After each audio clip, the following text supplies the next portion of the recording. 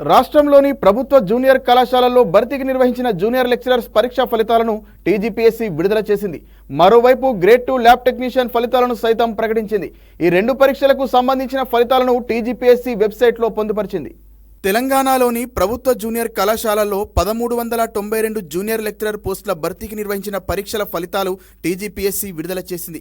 ఈ మేరకు junior lecturer general ర్యాంకింగ్స్ను ప్రకటించింది. కమిషన్ ఆఫ్ ఇంటర్మీడియట్ ఎడ్యుకేషన్ పరిధిలోని జేఎల్ పోస్టుల ఫలితాలను విడుదల చేసింది. గతేడాది సెప్టెంబర్ 12 నుంచి అక్టోబర్ 3 వరకు వివిధ తేదీల్లో కంప్యూటర్ ఆధారిత టీజీపీఎస్సీ ఈ పరీక్ష నిర్వహించిన విషయం తెలిసిందే. ఈ మేరకు జూనియర్ లెక్చరర్ ఫలితాలను టీజీపీఎస్సీ అధికారిక వెబ్సైట్లో పొందుపరిచింది.